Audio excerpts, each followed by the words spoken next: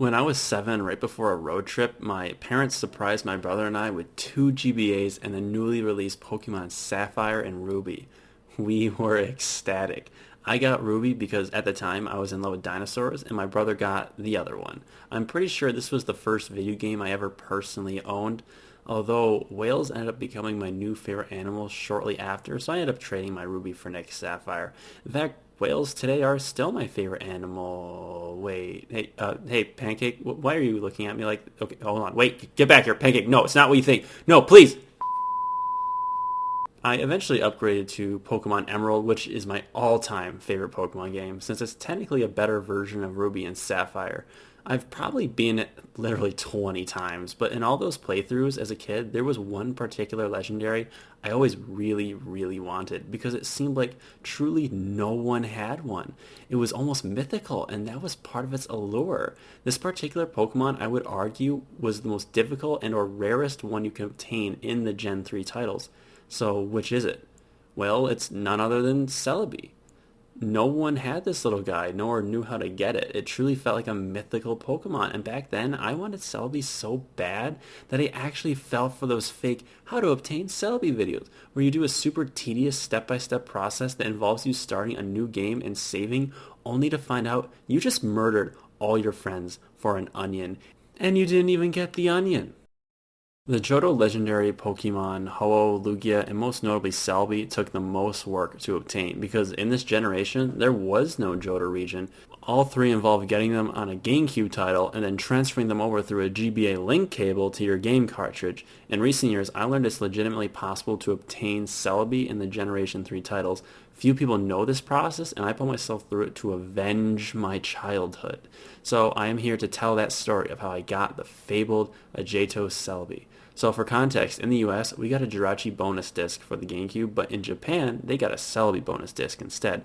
So it should be easy, just like Jirachi, right? Just import the $100 bonus disc and then run it through the GameCube and send that psychic vegetable over. If only it were that simple. Only a Japanese GameCube can run Japanese GameCube discs. So once I figured that out, I went and bought this fancy orange spice GameCube that only came out in Japan. And then luckily, all my cables work with it. So this stuff, you can just put that right there. And then even your USGBA should work too. So I think we're ready to go. Right, Pancake? Well, unlike Jirachi, who just gives it out like a cloister on prom night, Celebi has more self-respect than that. And boy, she's gonna make you work for it. To see who is worthy of its companionship, it needs to detect a save file where you have captured and purified all 48 Shadow Pokemon in the title Pokemon Coliseum for the GameCube. This is an otherwise 30-hour process, but remember how a Japanese GameCube can only run Japanese games? That's right, it's got to be done in Japanese, baby. That is why, as an American, it takes so long to do this. Mind you, this was actually my first time ever playing through this game, let alone in a language I have no clue how to read. Also, my cousins never shared as a kid. I tried using Google Translate scanning function, but it just never made sense, so I had to tediously follow step by step a YouTube playlist online. Luckily, I was familiar enough with the Pokemon movesets that I didn't really need much assistance in the actual battles, although it was annoying trying to remember which items were which. Oh no, Espeon's health is low. I'll give it this. Wait, no, I wanted to use a hyper potion. Well, I'll see you later, buddy. Despite the language barrier that came with playing through this game, I had a lot of fun. But enough of the technical stuff. Let's jump right into this. Spoilers for anyone that hasn't played this total gem of a game. To start off, I snuck into the Team Snag'em hideout in a canyon. Its organization specializes in stealing Pokemon. I stole some special equipment and then proceeded to blow the whole place up. I'm pretty sure I might have killed some people. No mercy. Side note, every battle in this game is a double battle, which adds an interesting layer of strategy to the game. In the next town, I rescue this girl Rui from some goons. I learn she has the Byakugan eyes and can see an otherwise invisible and suspicious shadowy aura coming off of select Pokemon. Oh hey, what's up? I feel like we'll meet again. I feel like you'll be the final boss. I'll take that as a compliment. On my hair. Mayor, there are these shadowy Pokemon causing trouble. You need to look into this. Oh, Sure. I'll look into it. You should leave this office and go investigate the Colosseum nearby. Great idea! There, I find two Team Snaggle members that recognize me as a former member of their team. That's right, I used to be a bad guy, and apparently I was really good at it. This was kind of refreshing because all we ever see in Pokemon games is the standard happy-go-lucky 12-year-old owns some adults twice their age. But anyway, Espeon and Umbreon took those guys down, and then Rui gave a nice speech about how she doesn't care about my past and that we are in this together. In other words, she is glued to me like a crazy ex-girlfriend. Like, I'm not kidding. She keeps a 4-foot distance from me at all times. And she's not even wearing a mask. If you want to get rid of her, you gotta get her stuck on an edge, which is short-lived anyway, because she'll eventually just bolt to you from off screen. It's not so bad, though. I mean, it's kind of nice having company in a surprisingly gruff game like this. Afterwards, we have to rescue the mayor from this guy, and it's here we learn that the machine we stole from earlier is the snag machine, and it's used to steal people's Pokemon. And while I was at it, I used it to steal back a Shadow Makuhita, which we could put on our team if we wish. If we wish. This Team Cypher organization is taking Pokemon and modifying them into shadow Pokemon by closing off their hearts, which turns them into stronger and more evil versions of themselves. You can only catch shadow Pokemon from other trainers, and there are 48 in total. Catching these are how you expand and build your team. You can't steal regular Pokemon, but that would be amusing. Unfortunately, Shadow Pokemon are not the best to use in battle because they'll randomly get super moody and you'll need to waste a turn to calm them down. Before I could leave the town, all the entrances were blocked by the red, blue, and green Power Rangers. You only had to beat one, luckily, and each one has a corresponding second evolution Shadow Johto starter. I fought the red one, and I caught a Shadow Quilava. Rui and I then traveled to the crime-ridden Pyrite town, and here there is a fortune teller in case you get stuck. If I can understand what she's saying, that is. She's amazing. She told me where my wife is after she left me.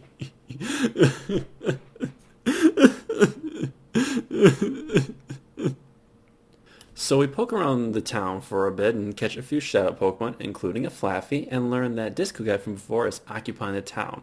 So I face up to him, and he has 4 Ludicolo. That's 4 more Ludicolo than I would ever use. And a Shadow Sudowoodo. His Ludicolo are water grass types, and therefore they are only weak to bug, flying, and poison type attacks. And by this point in the game, you probably don't even have that many moves like those. Not only that, they flinch you, leech seed you, and just keep sapping away your health with Absorb and Mega Drain. It's just a really drawn out battle because you don't really do that much damage, and he just keeps healing at your expense. Regardless, I slowly beat him and free the town of his disco dancing. Now it's time to move on to Agate Village next. Did you know Celebi will visit the Relic Stone in Agate Forest? Oh, so desu ne. So, some Cypher trainers have invaded the forest in order to capture Celebi and destroy the Relic Stone. There was this guy named Scrub doing just that, but I don't want no Scrub. A Scrub is a guy that can get no love from me, hanging out the passenger's side of his best friend's ride, trying to holler at me. I beat him because the fire inside me is brighter than the fire around me. It's here we learn that after I've spent enough time with my shadow Pokemon that I can purify them at the Relic Stone, so they'll stop being so moody all the time. Alright, you two, let's talk about feelings. I then head to Mount Battle and find out a bunch of thugs have occupied this place too. So I'm seeing a trend here. So I go in and take on another one of Cypher's admins, Dacum. He seemed pretty mad I took out his buddy Scrub. Also, jeez, he's huge. The battle was relatively straightforward, but then he throws out a Shadow Entei. This is the first I've seen this. I'll just weaken it, paralyze it, and then Great Ball it. Nice. Oh, don't worry, Quilava. I'd never swap you out. Thank you for saving our entire mountain. Here's a time flute. Oh, nice. So there are three of these time flutes in the game, and they are used to summon Celebi at the Relic Stone to instantly purify any Pokemon, regardless of time spent with them. Depending on who you use these on, it's a pretty big time saver. So then it turns out underneath Pyrite Town is an entire criminal underground town called the Under. Not only that, but a Lady Venus rules the underground with her beauty and lady lumps. I do a ton of snooping around and eventually find myself in the broadcasting station where Venus is. Unsurprisingly, she's another Cypher admin. She was much more problematic than the previous two. Almost all of her Pokemon use Attract, which is a move that only works on a Pokemon of the opposite sex, and when afflicted, it falls hopelessly in love with the user, and there's a very high chance their love confliction will be too strong for them to actually perform a move. This thing is a bigger pain than Confuse Ray, in my opinion. She then proceeded to just whip out her very large Steelix, seduced my whole team with it, and just started pounding us.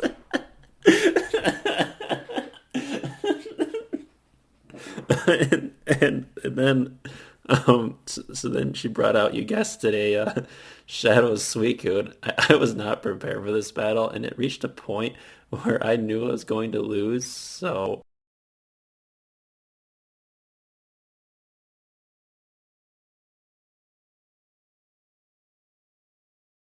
oh my gosh, I actually caught it. I still lost, but I actually caught it. Oh my god. Oh, this battle was way too much stimulation. Gosh. So now when I rebattled her, I was ready for her strategy of seduction, and not only that, she didn't have her Suicune anymore. So the second battle went much better. I then chase her out of the underground and then infiltrate Cypher's laboratory where they make the Shadow Pokemon. Ooh, Shadow Vibrava. I'll take that. I then reach the end of the laboratory, and the final Cypher admin, Ein, is waiting for me. And he was kind of tricky, and I did have to rebattle him a few times, but that was primarily because his Shadow Raikou of his just wouldn't let me steal it. You see, all Shadow Pokemon have the move Shadow Rush, which does decent damage, but does like recoil damage on the user. So Raikou would actually off itself, so I wouldn't catch it. Reminds me of a certain other Pokemon we all know and love. But in the end, my determination to save Raikou was greater than its will to faint, and Raikou was all mine. Okay, in the box. Oh wait, I forgot something. Hey, Rui, you're in the way. Rui, can you Rui, can you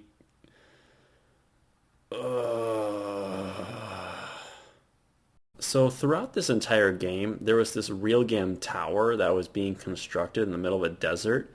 It even houses a coliseum at the top, and it gets completed after beating Ein. And it turns out Cypher was the one who was building this place as their main base. Shocking. So I break into it, and I have to rebattle all the admins again, but they just need to stop. And at the top of the tower, I find my old Snag'em boss, Gonzap. Shockingly, Cypher was contracting Team Snag'em to steal Pokemon for them so they could turn them into Shadow Pokemon. Gonzap had a varied team, but it wasn't too much of an issue. I even stole his favorite Pokemon, Skarmory. Now, I get the idea of this game is to steal back stolen Shadow Pokemon, but I'm pretty sure that Skarmory actually belonged to him. Although, I guess sending off your own Pokemon to a laboratory where they force you to become evil could be considered emotional abuse.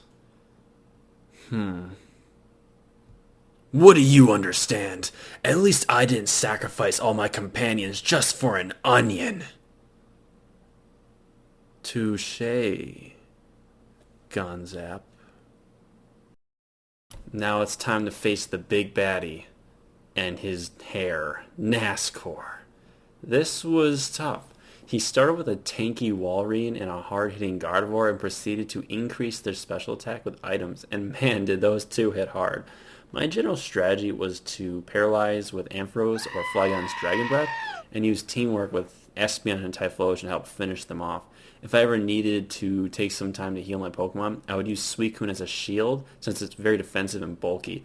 I then pushed through his Blaziken, Dusclops, and Xatu to finally face his Shadow Metagross. So All I had left was Suicune, and with my last revive, I brought back Hello Ampharos, there. and then I sacrificed him to get a Paralyze in on Metagross. From there, I had Suicune tank the hits until eventually I caught him. I barely won this battle. But then the real Cypher boss shows up. Oh man. So the real boss is that mayor from before, and his real name is Evice. And going into this battle, I was terrified. I had so much trouble with his apparently underling Nascor that I couldn't even imagine what this guy could do. He starts with a Slowking and a Slaking. Alright, let's see how this progresses. That's about what I expect. Why does every Pokemon in this game have Earthquake? Also, I kind of like how Slaking does a stretch and a yawn animation and just obliterates all the Pokemon in the field. Okay, what else is next? Oh! You see, the reason this is awful is because Slaking, while incredibly powerful and tanky that it's actually stronger than most legendary Pokemon, it has the ability Truant, where it's so darn lazy that it can only attack every other turn. So Skill Swap removes that limitation and Slaking unlocks its full potential and goes further beyond. So, in other words, you're gonna get smacked like I did. I had Suicune tank the hits while Slaking just nuked the field, knocking out both my Pokemon and his own. He even has a Salamence. Are you serious right now? Suicune and Ice Beam was enough to deal with that Overgrown Lizard, but I was out of potions and revives, and Evice defeated me. I probably could have won if I had more items, but I fought 5 trainers before this, and there's not really a break in between. But I did a rematch with him, and this time I was prepared for his antics, and I put a quick claw on Ampharos, so he'd go first, usually. So I took out Slowking before he could do anything, and then I paralyzed and systematically beat down his whole team until his final ultimate Shadow Pokemon came out, T-Tar. The crowd watched in shock as I Master Ball that Tyranitar immediately. They probably thought I was the villain. As if to confuse the audience even more, Evice was arrested and all was well. At this point, I've cleared the game, and I head to Agate Forest, use the 2 time flutes I have to call on Celebi to purify Metagross and Tyranitar. Okay, you two, just stay still and don't move. Come out, you little onion. Ha! At this point, I had 44 out of the 8 Shadow Pokemon, and there was plenty of endgame content to get through for those last 4. At one point, for the last 2, I had to battle through 20 trainers in the Underground Coliseum, 4 of which of those trainers were souped up Cypher admins that don't know when to give up. At the very end, I faced Agnol and his level 70 Kingdra, the highest in the game. I beat it with my normal paralyzation strategy, but the shadow Pokemon he housed was the most legendary of all. It was none other than Shuckle. 20 trainers, all for a Shuckle. Ugh. After this, I had to battle a guy who was impersonating me, who had a Shadow Togetic, which was hard to catch because it was only level 20 and literally anyone on my team could one-shot it. But regardless, I caught it, and now I had all 48 Shadow Pokemon. I went to Agate Village, filled up my party with them, and started running back and forth until they stopped being evil, and I could purify them. This took a few hours. But I saved my game, and I have done it. And I am tired. If you're looking for a quirky, grittier, and more difficult Pokemon game, you should totally play this. It was honestly a blast to play, and I left out a lot of entertaining little details. I just don't recommend playing it in a foreign language unless you're crazy like me. What's that, Pancake? There's more. Mm.